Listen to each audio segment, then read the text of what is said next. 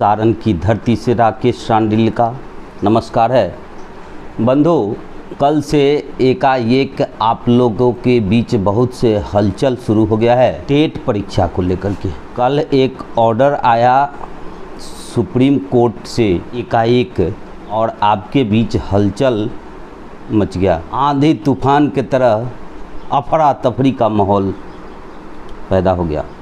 हालांकि बहुत से आपके साथी अपना अपना तर्क देना शुरू कर दिए। तर्क पर मैंने जो गौर किया उसका मैं चर्चा कर रहा हूं। सबसे पहले कुछ आपके साथी, हालांकि सुप्रीम कोर्ट बहुत ही व्यापक और सर्वमान्य संस्था है, उसकी व्याख्या हम साधारण लोगों के बस की चीज़ नहीं है। फिर भी लोग तरह तरह से सुप्रीम कोर्ट के आदेश का व्याख्या तुरंत करने शुरू कर दिए बहुत कम समय में, जिसमें कुछ व्याख्या मेरे सामने आया। कुछ लोग ये कह रहे हैं दक्षता परीक्षा जो हुआ था उसको इक्विवेलेंट टू टेट मान चुका है सुप्रीम कोर्ट अपने आदेश में। जो ये इन्फॉर्मेशन गलत है। सुप्रीम कोर्ट के आदेश में ये कहीं व्याख्या नहीं किया गया है और किसी ऑर्डर में नहीं है कि दक्षता और पात्रता परीक्षा दोनों इक्विवेलेंट है। सबसे पहले तो ये मिथ्या है। दूसरी चीज़, वही व्यक्ति ये कह रहे हैं कि सुप्रीम कोर्ट में सरकार के हलफनामे के बाद सुप्रीम कोर्ट ये मान चुकी है कि दक्षता और पात्रता परीक्षा दोनों एक है, इसलिए जो भी नियोजित शिक्षक बच गए हैं उनको टेट देने की आवश्यकता नहीं है। और वही व्यक्ति अपने दलील दे रहे थे कि जो भी विशिष्ट बचे हुए हैं उनकी नियुक्ति चूँकि आरटी एक्ट 2009 लागू होने के बाद हुई है और उनकी नई नियुक्ति है, तो उन पर ये कल का आदेश लागू होगा और उनको टेट परीक्षा देना होगा या वे हटेंगे। देखिए दोनों में विरोधाभास कितना है दोनों बात में। एक तरफ आप कह रहे हैं कि दक्षता और टेट को कोर्ट ने इक्विवेलेंट मान लिया है, तो भाई जब आपके केस में, नियोजित के केस में जब दोनों को सेम मान लिया है, तो जो भी सक्षमता परीक्षा पास किए हैं वे तो पूर्व में दक्षता परीक्षा दे चुके हैं, तो क्या उनके दक्षता के सर्टिफिकेट को निरस्त कर दिया जाएगा विशिष्ट बनने के बाद? नहीं, ये मिथ्या है और ये अपनी पर्सनल दलील है। बहुत से लोग ग्रुप में लिख रहे थे इस चीज़ को, तब मेरा ध्यान गया, जी नहीं, किसी भी कीमत पर दक्षता पात्रता का स्थान नहीं ले सकता है। रही बात जो भी ये कह रहे हैं कि जिनकी नियुक्ति 1-4 यानी विशिष्ट शिक्षक पर इशारा उनका था कि उनको पात्रता देना पड़ेगा, तो क्यों देना पड़ेगा भाई? जब सुप्रीम कोर्ट मान ही लिया है कि दोनों परीक्षाएं एक हैं, तो वे भी दक्षता दे करके आए हुए हैं। अभी अब सक्षमता के पहले तो वे दक्षता दिए हुए थे। दोनों एक नहीं है, इस भ्रम में आप लोग नहीं रहिए। दूसरे तरफ बहुत से अखबार का कटिंग भी वायरल हो रहा था कि ये नियम कल जो सुप्रीम कोर्ट में जो आया है वे नियम बिहार में लागू नहीं होगा। क्यों लागू नहीं होगा? बिहार में भी लागू होगा और सुप्रीम कोर्ट का आदेश है, इसलिए किसी खास राज्य जिला में उसका आदेश लागू नहीं होता है, वे पूरे भारतवर्ष के लिए है। जो भी अखबार अपनी व्याख्या दे रहा है ये पूर्णतः गलत है। ये पूरे भारतवर्ष में लागू होगा। मूल बिंदु पर आ रहा हूँ, कल के आदेश पर मैं चर्चा करूँगा, लेकिन उसके पहले मैं कुछ चर्चा कर देता हूँ पीछे की बातों को। आरटीई एक्ट अनिवार्य शिक्षा कानून 1 अप्रैल 2010 से लागू हुआ और उसी दिन से ये नियम लागू हुआ कि अब से यानी 1/4/2010 के बाद से जो भी शिक्षक बनेंगे उनकी न्यूनतम योग्यता पात्रता होगी, उसमें जोड़ दिया गया। यानी जो पहले के, इसका मैंने अपने पूर्व के वीडियो में भी मार्च में ही इस पर वीडियो बना चुका हूँ, बहुत विस्तृत, आप जा कर के देख सकते हैं। और उसी के बाद ये नियम आज भी बरकरार है कि 1/4/2010 के बाद जो भी शिक्षक बनेंगे उनको हर हाल में पात्रता परीक्षा पास होना ज़रूरी है। जो 1/4/10 से लागू हुआ, आज भी अभी वर्तमान में यही नियम लागू है। अब रही बात कि ये ऑर्डर क्या है, इसका इस पर क्या प्रभाव पड़ता है, तो संभवतः 14 से 17 के बीच में यूपी में तब अखिलेश यादव जी की सरकार थी और वहाँ भी आपके जैसे शिक्षा मित्र थे और उन लोगों का 14 से 17 के बीच में जितने भी शिक्षा मित्र थे उनको डायरेक्ट सहायक शिक्षक बना दिया गया। चूँकि 1/4/2010 के बाद पात्रता परीक्षा को अनिवार्य कर दिया गया था, अनिवार्य शिक्षा कानून के तहत, और 14 से लेकर के 17 के बीच में अखिलेश यादव जी ने सभी नियोजित शिक्षकों को डायरेक्ट सहायक शिक्षक पर प्रमोशन दे दिए। तो उस पर एक केस चला 19 में, जिसमें सुप्रीम कोर्ट ने उनको अयोग्य घोषित करते हुए उनको हटाने का आदेश दे दिया और यूपी में शिक्षा मित्र हट गए। हालांकि ये अलग बात है कि सरकार पुनः अपने रहमो करम पर 10,000 रुपया पर आज भी उनको रखी हुई है, जो अभी वर्तमान में है। पता नहीं 10,000 है कि आगे बढ़ गया है उनका पेमेंट, सो अभी हम नहीं बता सकते हैं। लेकिन आपके बिहार के केस में क्या हुआ, उस समय बिहार के केस में भी सुप्रीम कोर्ट का नज़र बिहार के नियोजित शिक्षकों पर पड़ा था। 1 मिनट के लिए और मैं चल रहा हूँ, मध्य प्रदेश में भी तब शिवराज सिंह चौहान जी का सरकार था, वहाँ भी शिक्षा मित्रों की बहाली हुई थी और वहाँ भी सहायक शिक्षक पर उनको प्रमोट कर दिए वे, लेकिन उन्होंने कानूनी दावपेच को अपनाते हुए किया कि जो टेट थे उन्हीं को किया गया, या एक टेट परीक्षा आयोजन कर कर के जो सफल हुए उनको किया गया, इसलिए वहाँ बने हुए हैं। बिहार के संदर्भ में भी गया था 2019 में, या समान काम समान वेतन के समय सुप्रीम कोर्ट का नज़र गया। सुप्रीम कोर्ट ने एनसीटी से हलफनामा दायर करने का आदेश दिया बिहार के संबंध में।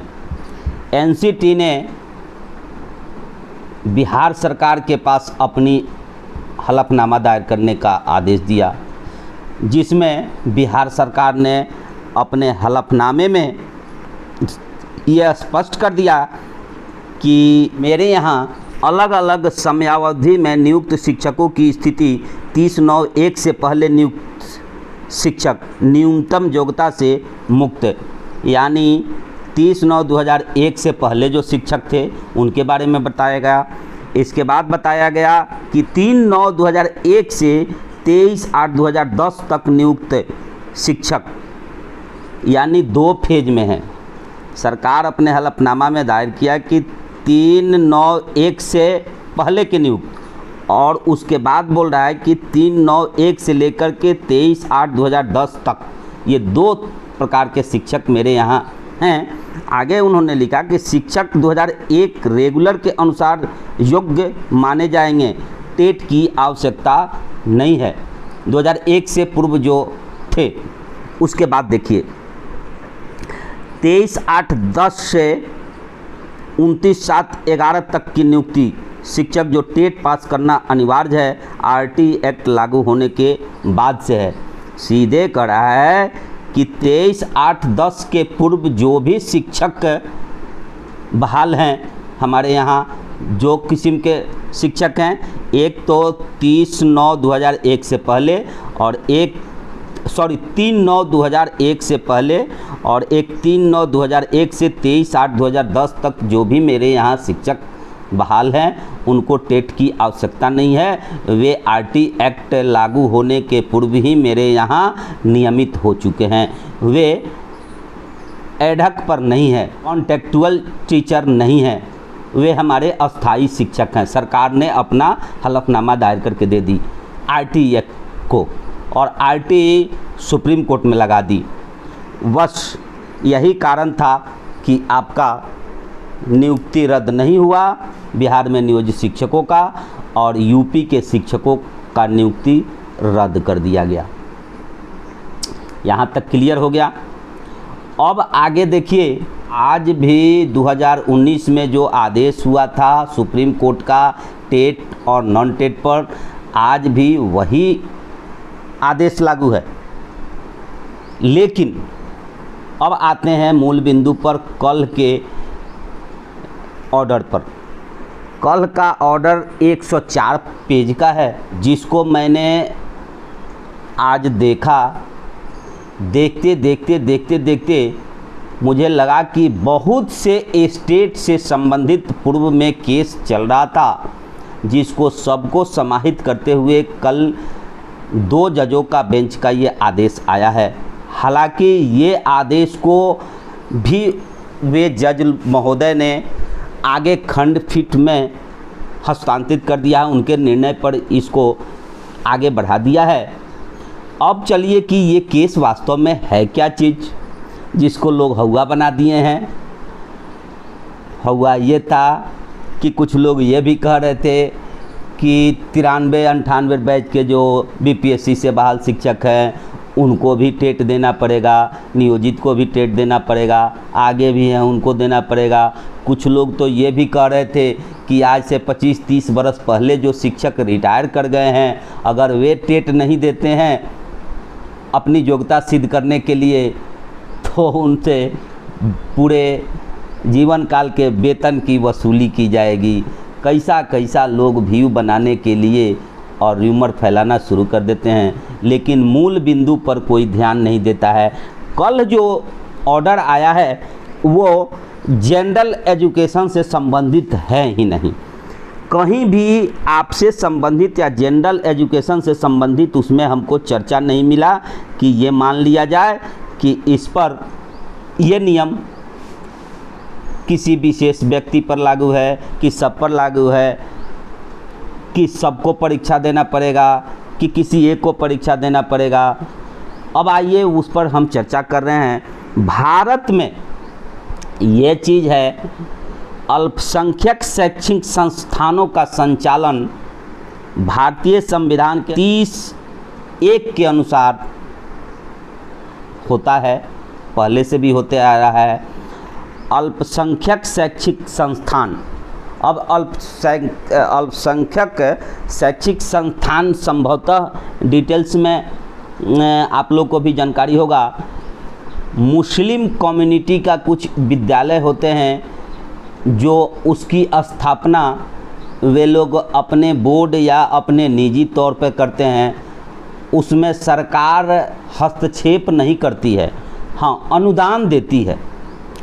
उनको संचालन का विशेषाधिकार उन्हीं का होता है, उसमें नियुक्ति का अधिकार उन्हीं को होता है, यानी कि उसका संचालन से सरकार को कुछ लेना देना नहीं है, सिर्फ उसको अनुदान दिया जाता है। बाकी इसके विषय में और डिटेल्स जानकारी अभी हमको नहीं हो पाया, उस तरह के संस्थानों के बारे में जानकारी मैं नहीं ले पाया। या भाषाई शिक्षा जो है कुछ विशेष, जैसे उर्दू फारसी वगैरह हुआ, उसका अब ये नहीं समझ लीजिएगा कि उर्दू स्कूल जो है वो इसमें आ जाएंगे, वो बात नहीं है।